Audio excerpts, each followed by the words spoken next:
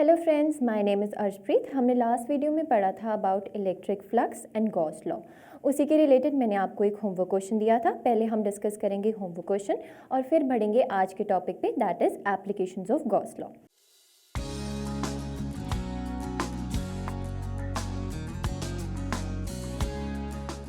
ये मैंने आपको क्वेश्चन दिया था, from the figure find the electric flux through each surface. 3 surfaces थे, surface 1, surface 2 and surface 3। Surface 1 में से नेट फ्लक्स कितनी आएगी मेरी?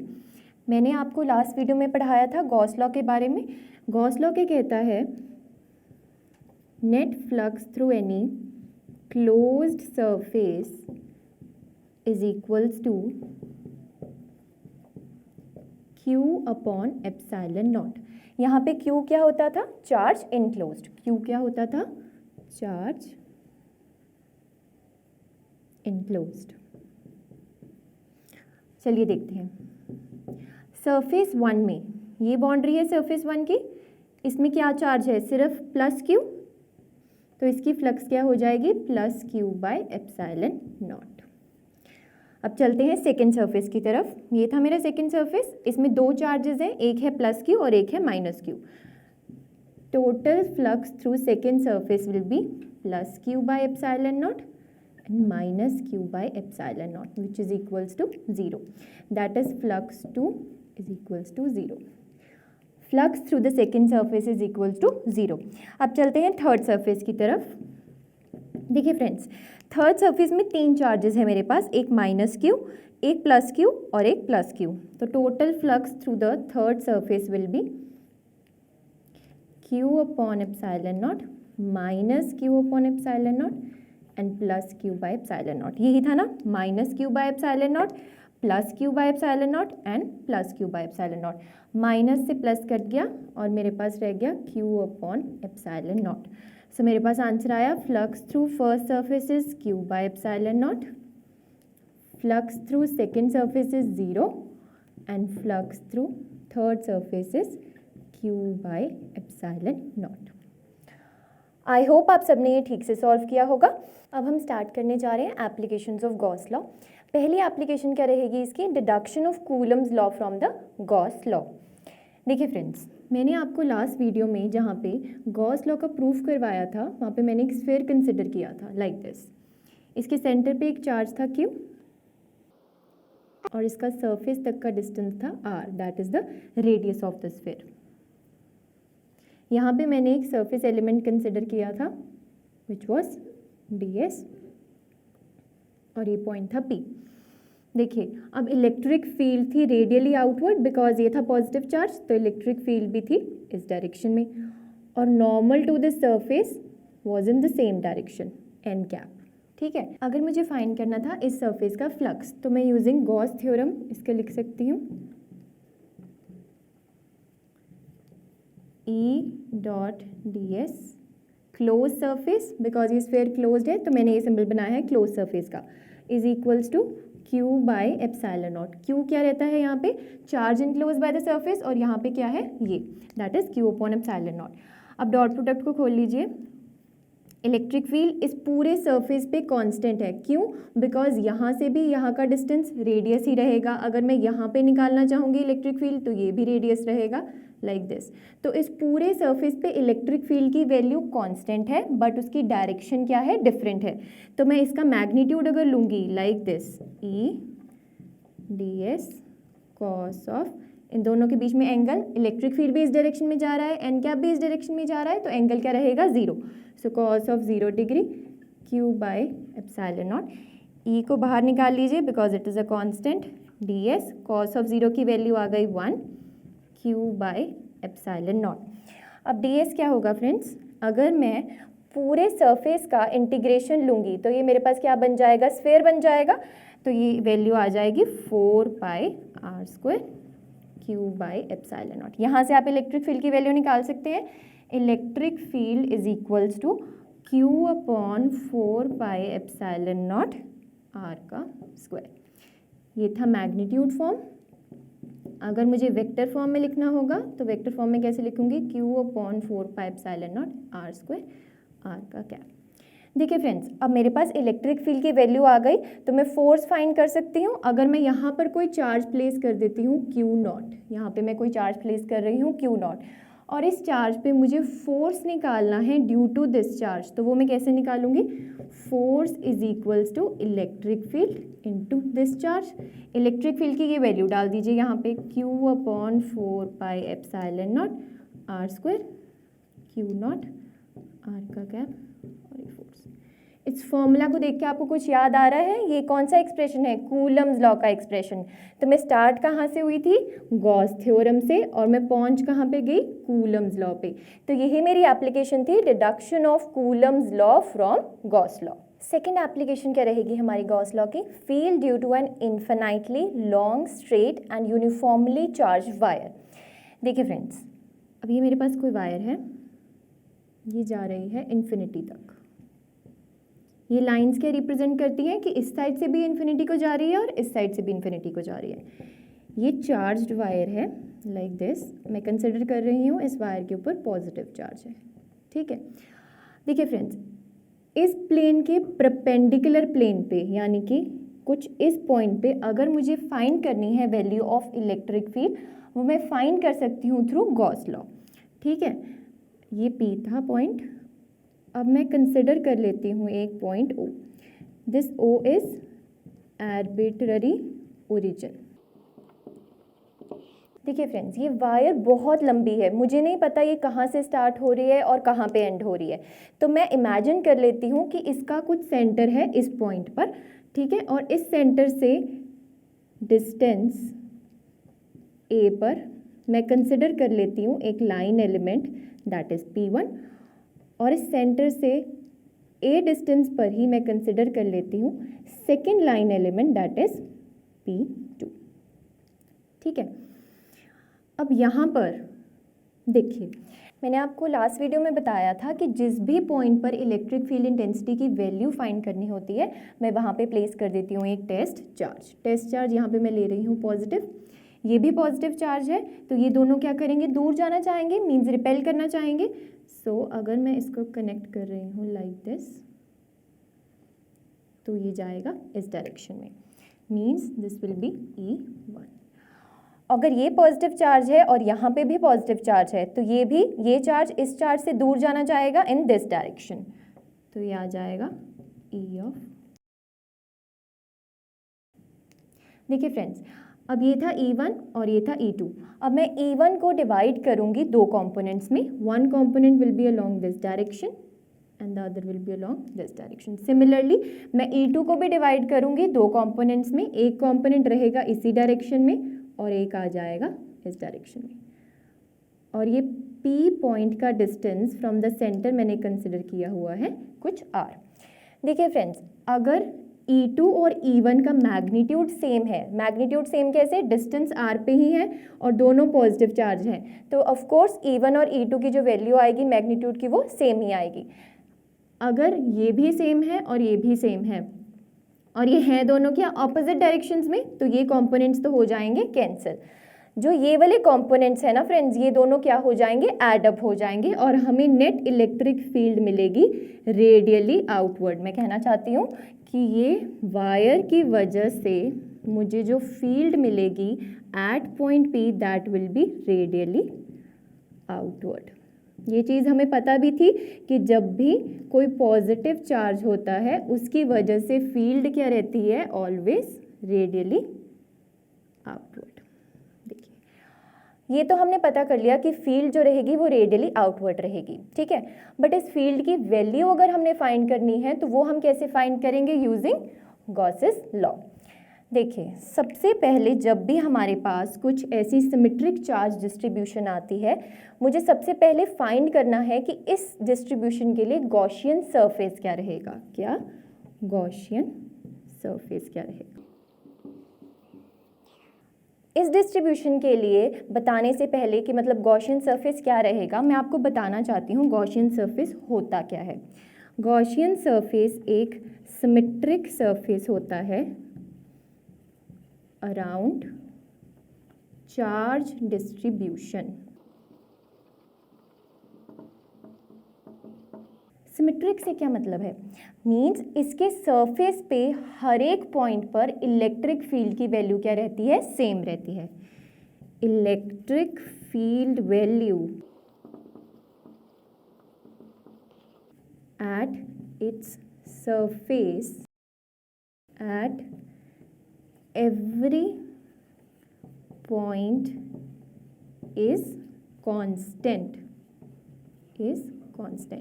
मीन्स अगर ये कुछ लाइन डिस्ट्रीब्यूशन थी और मैंने इसके अक्रॉस एक गॉसियन सरफेस बना लिया सिलेंडर का। देखिए फ्रेंड्स, मैंने गॉसियन सरफेस क्या बना लिया? सिलेंडर का। अब इस लाइन डिस्ट्रीब्यूशन से, ये लाइन डिस्ट्रीब्यूशन को मैं मान लेती हूँ एक्सिस ऑफ सिलेंडर। क्या मान लेती हूँ? Axis of cylinder. देखिए, इस एक्सिस से अगर मैं किसी इस सरफेस पे इलेक्ट्रिक फील्ड की वैल्यू निकालना चाहती हूँ तो ये डिस्टेंस भी सेम है, मतलब r। अगर मुझे यहाँ पे वैल्यू निकालनी है तो भी डिस्टेंस r रहेगा, अगर मुझे यहाँ पे वैल्यू निकालनी है तो भी डिस्टेंस r रहेगा। लाइक दिस, हमेशा डिस्टेंस क्या रहेगा? r रहेगा। सिमिलरली अगर मैं नीचे निकालना चाहती हूँ यहाँ पे वैल्यू या यहाँ पे वैल्यू, तो ये डिस्टेंस भी क्या रहेगा? r रहेगा। तो मैंने गॉसियन सरफेस बनाया है एक सिलेंडर जिसका रेडियस क्या है? r, एंड इसकी लेंथ क्या है? लेंथ क्या है? l। लेंथ क्या है? l। मीन्स ये टोटल लेंथ कितनी है? l। ये हमने बनाया था cylinder, that was the Gaussian surface. Gaussian surface था। अब इसके 3 पार्ट्स हैं, first surface, second surface and third surface.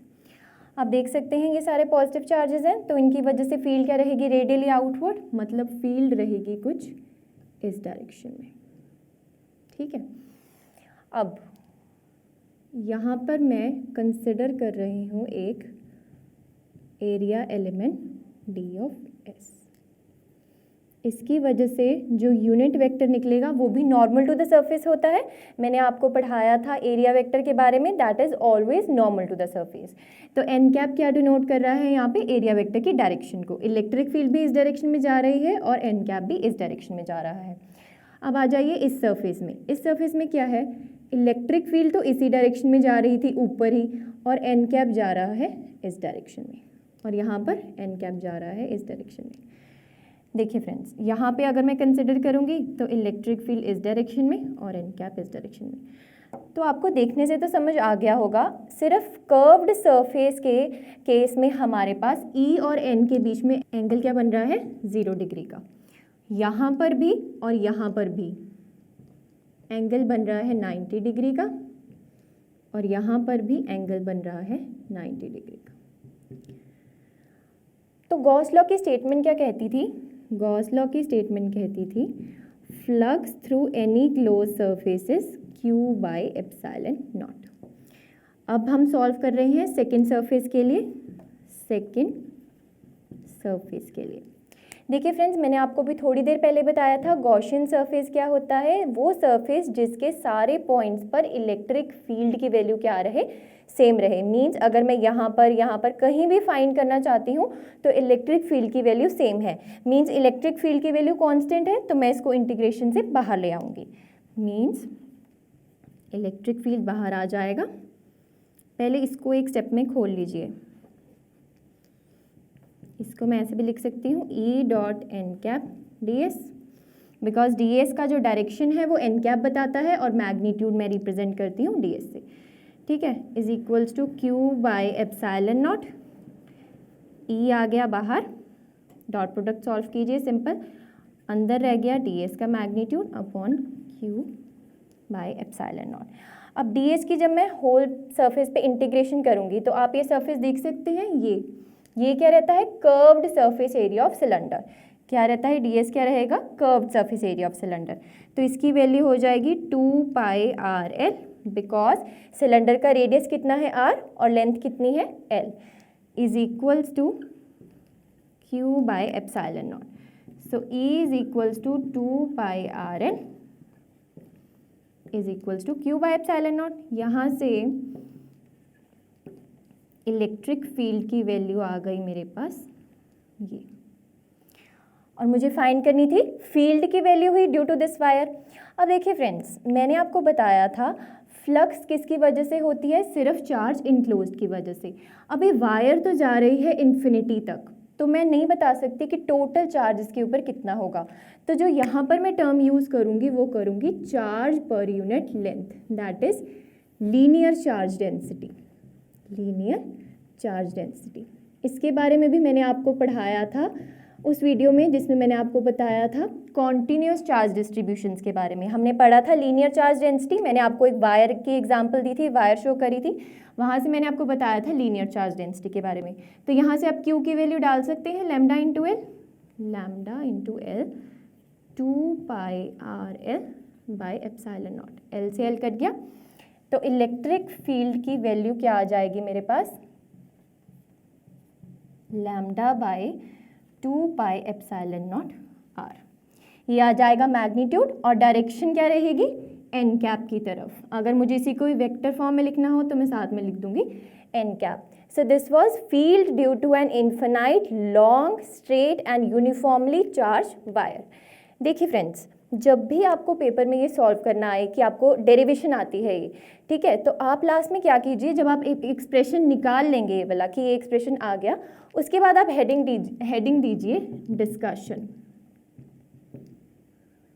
क्या हेडिंग देनी है, डिस्कशन।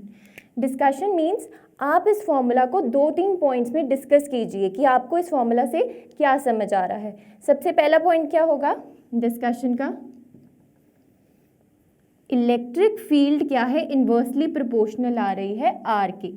सो पहला पॉइंट क्या है, electric field is coming inversely proportional to r. Usually हम अभी तक पढ़ते आए हैं पॉइंट चार्जेस की इलेक्ट्रिक फील्ड, तो वो क्या रहती थी, inversely proportional to r square. But यहाँ पे आप डिफरेंट देख सकते हैं, electric field is inversely proportional to r. Second point आएगा, जब भी लैम्डा मेरा पॉजिटिव है, मींस चार्ज जो है मेरा पॉजिटिव है, तो इलेक्ट्रिक फील्ड आएगी radially outward. When lambda is greater than 0, electric field is radially outward, ठीक है। When lambda is less than 0 means negative है लैम्डा। थर्ड पॉइंट आएगा, when lambda is less than 0, electric field is radially inward, ठीक है। ये 3 points हो गए discussion के। पहला था electric field is inversely proportional to r. Second point था when lambda is greater than 0, that is lambda positive है, तो electric field is radially outward. And third point क्या है, if lambda is less than 0 then electric field is radially inward. अब हम discuss करने जा रहे हैं third application of Gauss law, that is field due to a uniformly charge infinite plane sheet. अभी हमने पहले डिस्कस किया था इन्फिनाइट लॉन्ग वायर, अब है इन्फिनाइट प्लेन शीट। चलिए ड्रॉ करते हैं। दिस रिप्रेजेंट्स कि ये इन्फिनिटी तक जा रही है, और चार्ज कैसे डिस्ट्रीब्यूटेड है, यूनिफॉर्मली। जब हमारे पास इस टाइप की कुछ प्रॉब्लम आती है ना फ्रेंड्स, इसका भी हम गॉसियन सरफेस कंसिडर करते हैं। सिलेंडर, सिलेंडर कैसे, देखिए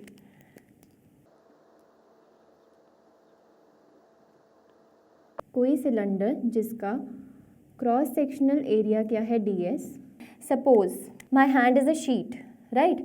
अगर मैंने इस सिलेंडर को इसके आर पार ले गई लाइक दिस, मीन्स ये सिलेंडर इस शीट के थ्रू जा रहा है, तो ये क्या हुआ, गॉसियन सरफेस, ये है मेरी प्लेन शीट। अब चार्जेस इस साइड पर पड़े हैं, तो फील्ड ड्यू टू पॉजिटिव क्या होती है, रेडियली आउटवर्ड, तो इसकी फील्ड क्या रहेगी, रेडियली आउटवर्ड, मीन्स फील्ड रहेगी इस डायरेक्शन में और ये रहेगी इस डायरेक्शन में। ये शीट कैसी है फ्रेंड्स, शीट कैसी है, थिन, मतलब बहुत ही पतली शीट है ये, इसकी कोई थिकनेस डिफाइंड नहीं है। ये क्या है मेरे पास, गॉसियन सरफेस, इसका क्रॉस सेक्शनल एरिया क्या है, ds। अब इस सरफेस का एरिया वेक्टर क्या जाएगा, इसके नॉर्मल, मतलब एरिया वेक्टर भी जाएगा अलोंग दिस। यहाँ पे मैं बात करूँ तो एरिया वेक्टर जाएगा इस डायरेक्शन में, और कर्व्ड सरफेस एरिया की बात करूं तो एरिया वेक्टर जाएगा इस डायरेक्शन में, इलेक्ट्रिक फील्ड जा रही है इस डायरेक्शन में, एरिया वेक्टर जा रहा है इस डायरेक्शन में।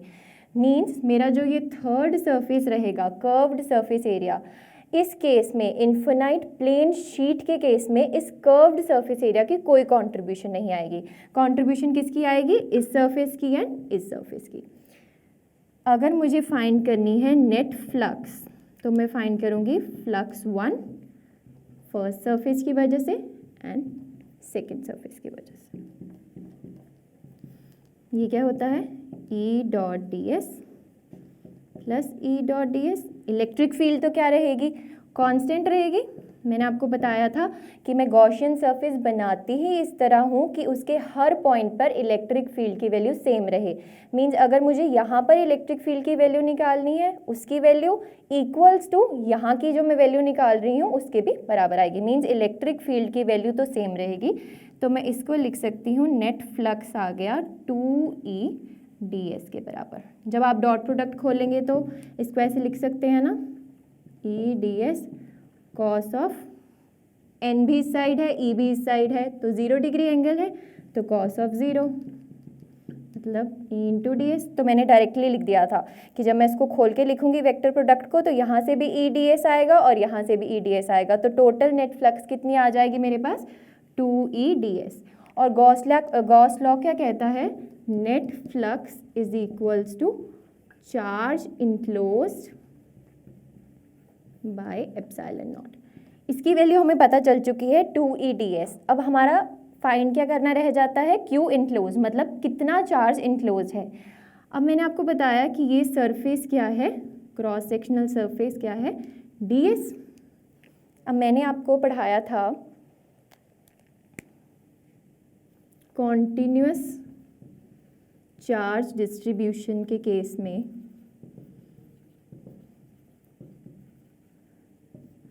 सरफेस चार्ज डिस्ट्रीब्यूशन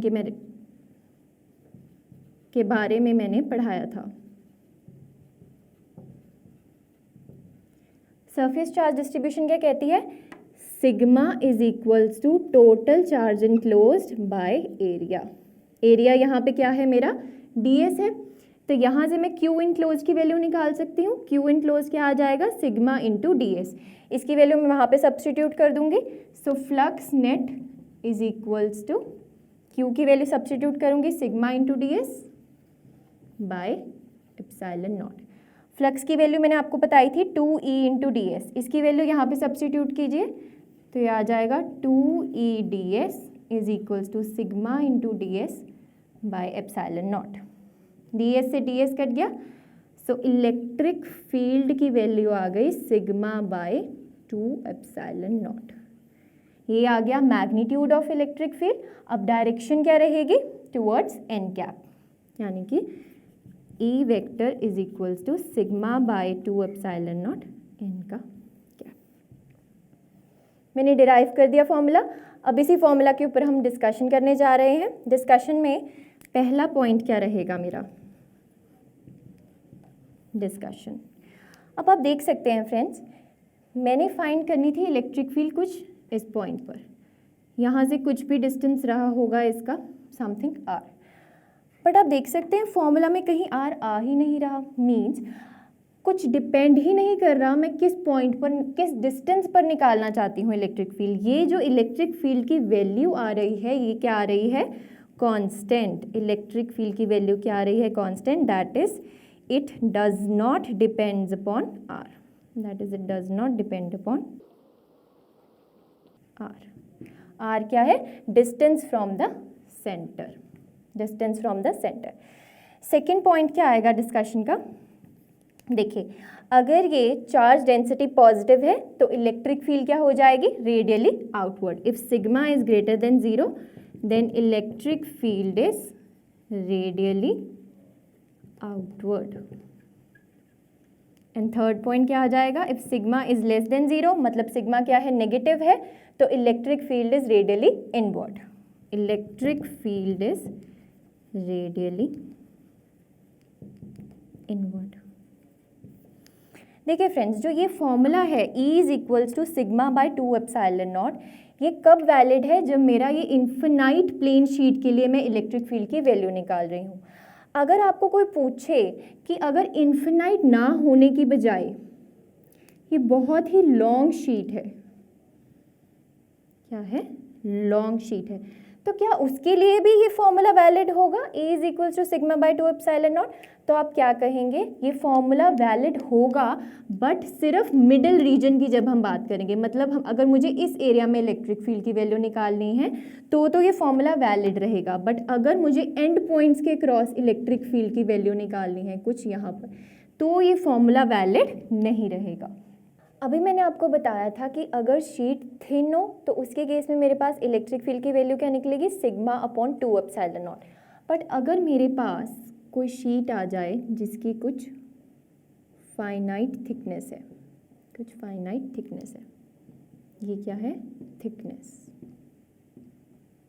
तो क्या इसके केस में भी electric field sigma upon 2 epsilon not रहेगी? रहेगी नहीं। क्यों? अब देखिए फ्रेंड्स, थिकनेस है तो मतलब इसकी दोनों साइड्स पर चार्ज डिस्ट्रीब्यूशन प्रेजेंट होगी, लाइक दिस। इसमें भी हम वैसे ही बनाते हैं, सिलेंडर बनाया मैंने गॉसियन सरफेस, तो जो मेरे पास गॉस लॉ को यूज़ कर कर फ्लक्स की वैल्यू आई थी E dot D S is Q by epsilon naught. तो लेफ्ट पार्ट तो सेम रहेगा मेरी कैलकुलेशन का, लेफ्ट पार्ट क्या रहेगा? सेम रहेगा। यहाँ से आ गई थी ना मेरे पास सिर्फ इस और इस सरफेस की कंट्रीब्यूशन आई थी, मैंने आपको पढ़ाया था, that was 2E ds। But अब चार्ज इनक्लोज्ड, क्यू क्या था? Charge enclosed. क्या चार्ज इनक्लोज भी अब सेम रहेगा? नहीं, चार्ज इनक्लोज अब क्या हो जाएगा? देखिए फ्रेंड्स, यहाँ पर जो क्रॉस सेक्शनल एरिया था यहाँ पर भी कंट्रीब्यूट करेगा सिग्मा ds और यहाँ पर भी सिग्मा ds। ये चार्जेस भी इनक्लोज करेगा ये सिलेंडर और ये चार्जेस भी इनक्लोज करेगा। तो यहाँ पर Q की वैल्यू क्या हो जाएगी? 2 sigma ds by epsilon not. Equate कर दीजिए, इलेक्ट्रिक फील्ड की वैल्यू क्या आ जाएगी? 2 से 2 कट जाएगा, ds से ds कट जाएगा, तो इलेक्ट्रिक फील्ड की वैल्यू आ जाएगी सिग्मा बाई एप्सिलॉन नॉट। और अगर मैंने वेक्टर फॉर्म में लिखना है तो sigma by epsilon naught n का क्या मीन्स, जब अगर मेरे पास कुछ थिकनेस है प्लेन शीट की तो उस केस में मेरे पास इलेक्ट्रिक फील्ड की वैल्यू क्या हो जाएगी? Sigma by epsilon naught. But अगर आपको मेंशन्ड है थिन शीट, तो थिन शीट के लिए वैल्यू क्या आ जाएगी? E is equals to sigma by 2 epsilon naught n का क्या। ठीक है, देखिए फ्रेंड्स, जो ये डेरिवेशन थी मेरी, अभी मैंने आपको थोड़ी देर पहले कराई थी, due to thin sheet, infinite thin sheet, ये डेरिवेशन इंपॉर्टेंट है CBSE पॉइंट ऑफ व्यू से। और जो मैंने आपको ये बताया है अभी ये वाला पार्ट कि अगर मेरे पास कुछ थिकनेस वाली शीट आ जाती है, ये वाला एक्सप्रेशन, ये इंपॉर्टेंट है कंपटीशन पॉइंट ऑफ व्यू से। तो बेसिकली आपको CBSE बोर्ड में तो यहाँ तक ही आएगी डेरिवेशन, थिन शीट की आपको निकालनी, ठीक है। अगर आपको वहाँ पर पूछ ले कोई ग्राफ कि E वर्सेस X का ग्राफ कैसा रहेगा, E वर्सेस R का, डिस्टेंस मैंने R में लिया है तो मैं यहाँ पे R बोल दूंगी। तो इस केस में मैंने आपको बताया कि इलेक्ट्रिक फील्ड की value sigma by 2 epsilon not है, R पे डिपेंड ही नहीं कर रही, कांस्टेंट है। तो इसको मैं ड्रॉ कैसे करूँगी? लाइक दिस, ठीक है।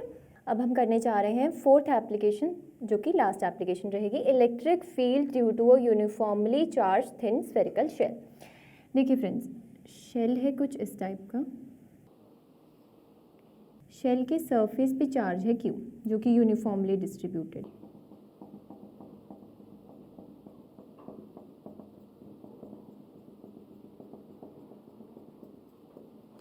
इस शेल का रेडियस क्या है? Capital R। अब मुझे कोई भी पॉइंट P आउटसाइड, इनसाइड या ऑन द सरफेस, तीनों पॉइंट्स के लिए मुझे फाइंड करनी है इलेक्ट्रिक फील्ड की value using Gauss law. Like suppose this is a shell और चार्ज यहाँ पर इसके सरफेस पर यूनिफॉर्मली डिस्ट्रीब्यूटेड है। मैं किसी भी पॉइंट इसके बीच पे यहाँ पर इलेक्ट्रिक फील्ड की वैल्यू निकालना चाहती हूँ, इसके सरफेस पे इलेक्ट्रिक फील्ड की वैल्यू निकालना चाहती हूँ, और किसी पॉइंट यहाँ पर बाहर इलेक्ट्रिक फील्ड की वैल्यू निकालना चाहती हूँ ड्यू टू दिस शेल।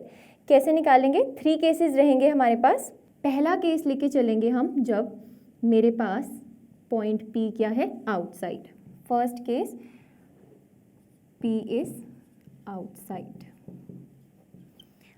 जब भी मुझे इलेक्ट्रिक फील्ड निकालनी है यूजिंग गॉस लॉ, तो मैं सबसे पहले क्या करती हूँ? गॉसियन सरफेस बनाती हूँ। क्या बनाती हूँ? Gaussian surface. इस केस में गॉसियन सरफेस क्या रहेगा? Spherical.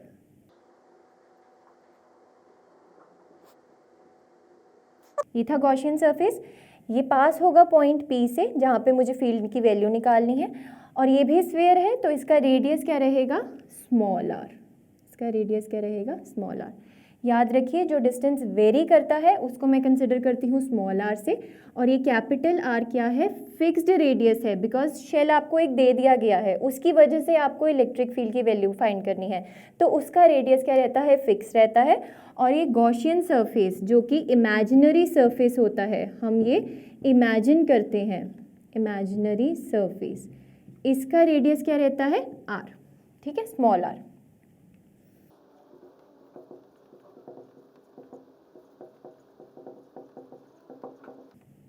Radius of Gaussian surface. अब हम यूज करेंगे गॉस लॉ। गॉस लॉ क्या कहता है? Flux through any close surface E dot ds is q by epsilon naught. अब आप देख सकते हैं ये क्या है? सरफेस है, तो यहाँ पर क्या आएगा? सरफेस चार्ज डेंसिटी आएगा। सरफेस चार्ज डेंसिटी की वैल्यू होती है q, that is total charge upon area. Area क्या है यहाँ पे? 4 पाई r स्क्वायर। ठीक है, एरिया क्या है? शेल का। शेल क्या है? स्फेरिकल शेप, तो इसका एरिया क्या रहेगा? 4 पाई r स्क्वायर। अब आप देख सकते हैं इलेक्ट्रिक फील्ड की वैल्यू आ जाएगी ds upon q by epsilon naught. अब ds क्या है? देखिए फ्रेंड्स, यहाँ पर मैंने कोई एरिया एलिमेंट कंसिडर किया था लाइक दिस। अगर मैं छोटे छोटे एरिया एलिमेंट्स लेकर इसको ज्वाइन कर लूँ तो ये टोटल क्या बन जाएगा? स्फेयर बन जाएगा। तो यहाँ पर मेरे पास ds की वैल्यू क्या आ जाएगी? E into 4 pi r square. Integral मैं इंटीग्रेशन करूँगी होल सरफेस पे, तो टोटल क्या बनेगा? 4 pi r square q by epsilon naught. So यहाँ से मेरे पास electric field outside point P पर क्या आ जाएगी? इसको यहाँ पे रहने दीजिए, 4 पाई r स्क्वायर को नीचे ले जाइए, q by 4 pi r square into epsilon naught. और इसकी डायरेक्शन क्या रहेगी?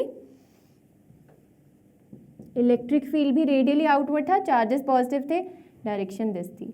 यहाँ पर एन कैप की डायरेक्शन भी आउटवर्ड थी, तो डायरेक्शन इसकी आ जाएगी एन का कैप।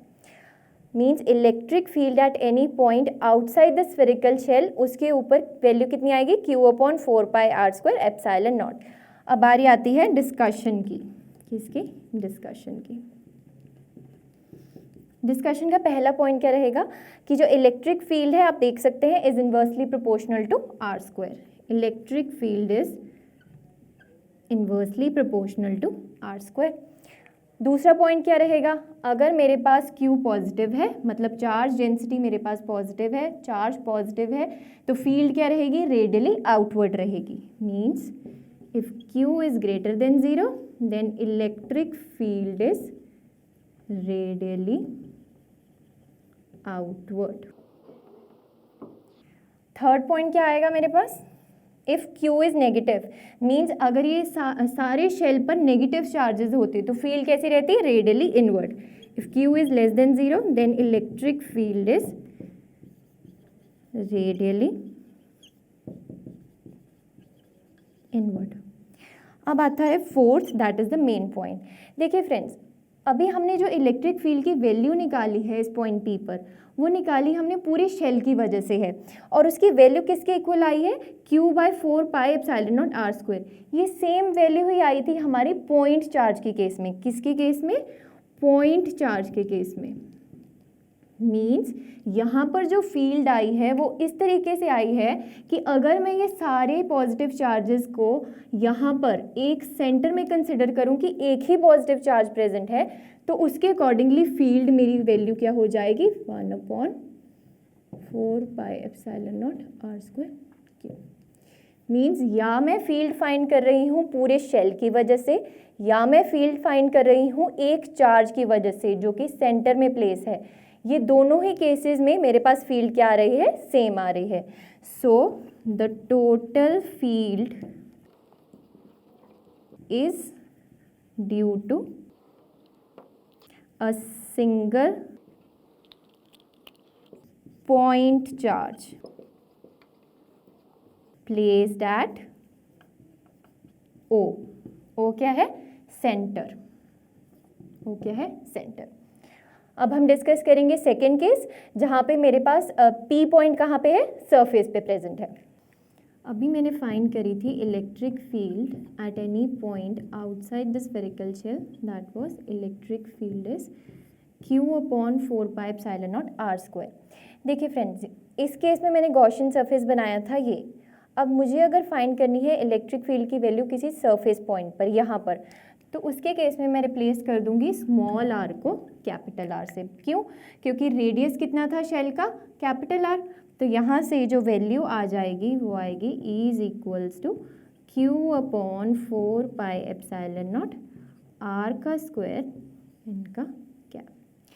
अब आप देख सकते हैं ये वैल्यू, इसमें Q भी कांस्टेंट है, 4 भी कांस्टेंट है, पाई भी कांस्टेंट है, एप्सिलॉन नॉट भी कांस्टेंट है, और रेडियस, ये फिक्स्ड रेडियस है उस शेल का, तो ये भी क्या है, कांस्टेंट है।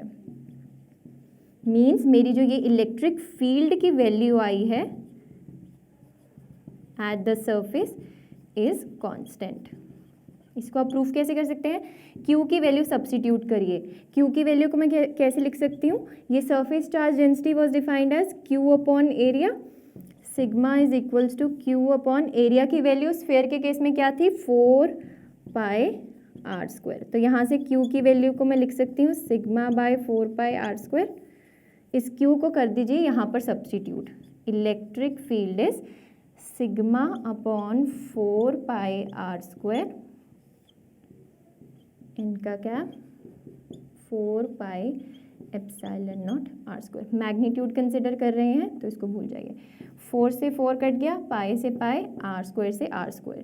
सो इसकी वैल्यू आ गई σ/ε0। अब सरफेस चार्ज डेंसिटी भी एक कांस्टेंट होता है और परमिटिविटी भी एक कांस्टेंट होता है, तो मेरे पास electric field at the surface क्या आ गई, कांस्टेंट। थर्ड केस आता है, इनसाइड में अगर मुझे फाइंड करनी हो इलेक्ट्रिक फील्ड की वैल्यू, मींस किसी इस पॉइंट पर, ठीक है। अब सबसे पहले मैं क्या ड्रॉ करूँगी, गॉसियन सरफेस जो इस पॉइंट P से पास होगा।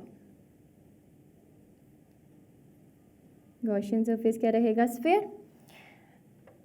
तो गॉस लॉ के अकॉर्डिंगली E.ds इज Q/ε0। देखिए फ्रेंड्स, यहाँ से तो E बाहर, ये ds। अभी इसको मैं ऐसे ही रख रही हूँ, क्यों, आपको पता चलेगा अभी। यहाँ पे आता है Q, और गॉस लॉ की डेफिनेशन के अकॉर्डिंगली ये Q क्या होता है, चार्ज इनक्लोज। अब मुझे ध्यान से देखकर बताइए कि इस सरफेस के अंदर अंदर आपको कोई चार्ज दिख रहा है, मतलब इस सरफेस के अंदर अंदर। ये तो मैंने आपको एग्जांपल दिया था, सारा चार्ज कहाँ पर था, बाहर आउटर सरफेस पे था। इसके अंदर कोई भी चार्ज नहीं है इस सरफेस के अंदर, मतलब यहाँ पर Q की वैल्यू क्या है, 0। तो इस केस में फ्लक्स की वैल्यू भी 0 आ जाएगी और इलेक्ट्रिक फील्ड की वैल्यू भी क्या आ जाएगी, 0। मीन्स जब भी मेरा कोई पॉइंट P इनसाइड पड़ा है तो उस केस में क्या होगा, अगर मुझे शेल की वजह से इलेक्ट्रिक फील्ड की वैल्यू निकालनी है तो मेरे पास वैल्यू क्या आ जाएगी, 0 आ जाएगी, ठीक है। अब हम डिस्कस करेंगे, समरी लिख लेते हैं इस केस की। जब मेरे पास P क्या था, आउटसाइड, तो इलेक्ट्रिक फील्ड की वैल्यू आई थी Q/4πε0r²। इनका क्या, जब P था सरफेस पे, P क्या था, सरफेस पे, तो इलेक्ट्रिक फील्ड की वैल्यू क्या आई थी, Q/4πε0 कैपिटल R का स्क्वायर। और जब P इनसाइड था तो इलेक्ट्रिक फील्ड की वैल्यू आई थी 0। 3 केसेस डिस्कस करें। अब हम इसका ग्राफ बनाने जा रहे हैं। अगर ग्राफ है E वर्सेस R का, कैसे बनाएंगे? सपोज यहाँ पे कोई पॉइंट है, यहाँ पे मेरे पास r is equals to capital R हो जाए, मतलब मैंने ये पॉइंट कौन सा लिया है, यहाँ पर, जहाँ पर मेरा जो इस शेल का रेडियस है वो गॉसियन सरफेस के रेडियस के इक्वल हो जाए, मतलब इसके अंदर अंदर तक मैं कंसिडर कर रही हूँ ये शेल के अंदर वाला पार्ट, यहाँ पर मैं कंसिडर कर रही हूँ सरफेस वाला पार्ट, और इसके बाद वाला केस कौन सा होगा, जब मैं चली गई इसके सरफेस से बाहर। तो इनसाइड आपको पता था फील्ड क्या थी, ज़ीरो, तो इसको आप कैसे बना सकते हैं, electric field is zero, like this. अब इस पॉइंट पर आ जाइए, जब सरफेस पे पहुंच गए तो इलेक्ट्रिक फील्ड की वैल्यू कुछ कांस्टेंट आई थी और कांस्टेंट मैक्सिमम आई थी, तो इसको बना दीजिए ऐसे, स्ट्रेट लाइन आएगी ये, like this, this E maximum. उसके बाद जब हम सरफेस से बाहर जाना शुरू हो गए तब इलेक्ट्रिक फील्ड की वैल्यू आ गई थी ये, that is inversely proportional to r square, मतलब जैसे जैसे मेरे आर की वैल्यू बढ़ रही है तो इलेक्ट्रिक फील्ड की वैल्यू कम हो रही है, जैसे जैसे आर बढ़ेगा इलेक्ट्रिक फील्ड की वैल्यू कम होगी, लाइक दिस। तो ये था ग्राफ ई वर्सेस आर का। हमने सारा कुछ डिस्कस कर लिया, शेल के तीनों केसेस डिस्कस कर लिए, ये थी इन समरी। इन तीनों केसेस की इलेक्ट्रिक फील्ड इनसाइड जीरो रहेगी, सरफेस पे मैक्सिमम रहेगी और बाहर क्या होगी, डिक्रीज होगी बाय द फैक्टर 1/r² से। इसी के साथ आज हमारा चैप्टर इलेक्ट्रिक चार्जेस इन फील्ड फिनिश हो रहा है। हम नेक्स्ट वीडियो में इस चैप्टर के रिलेटेड कुछ न्यूमेरिकल्स करेंगे। Till then keep revising and enjoy physics.